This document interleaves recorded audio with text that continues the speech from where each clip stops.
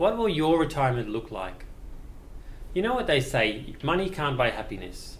So we often just focus on how much money do we need to retire. But that figure really depends on what your retirement's going to look like.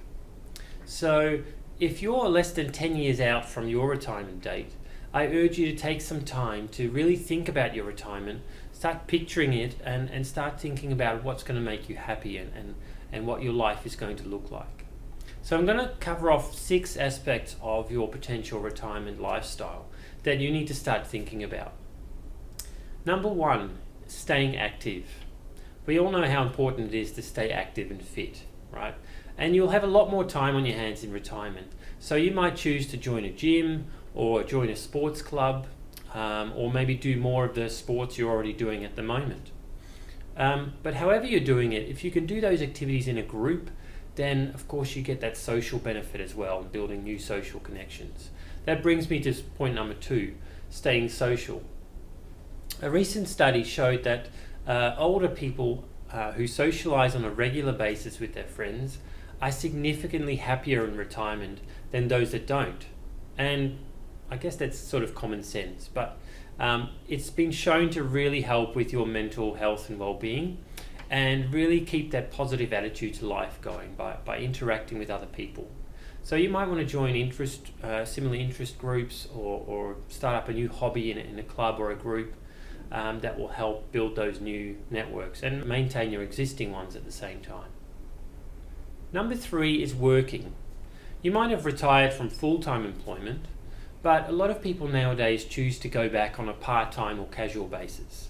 And of course the benefit of that is that brings in a little bit of extra income, allowing your savings to last longer. However, if you don't need that income per se, and you're financially secure, then you might want to consider taking up a volunteering position in your local community. Again, it will give you exposure to those social interactions and keeping active in the community. But more importantly, it gives you a real sense of pride and purpose by contributing and giving back to your community. Number 4 is travel.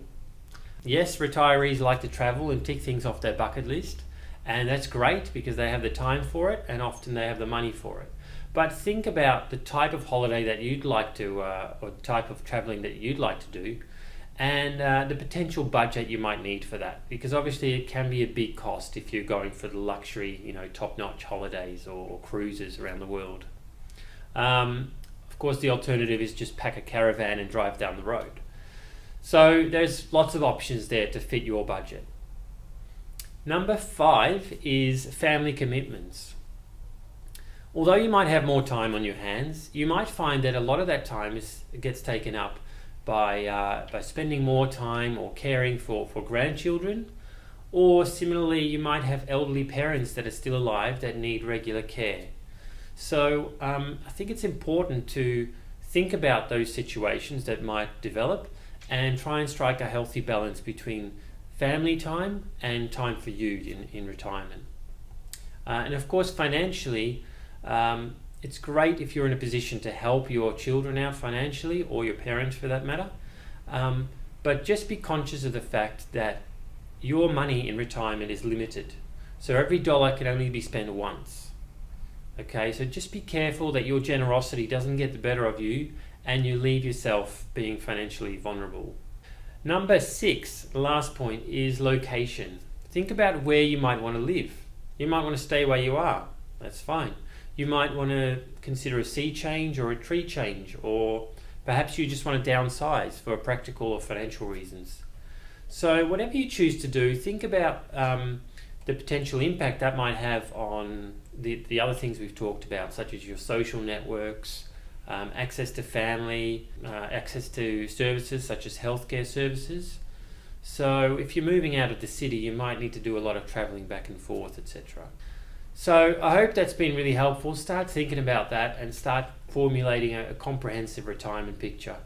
Then of course, if you've got a sound retirement plan around all these different aspects and you come to us for financial advice, we can then provide you with much more personalized advice around your finances and how you're going to be able to achieve that lifestyle. Okay, just to wrap up, I hope that's been helpful.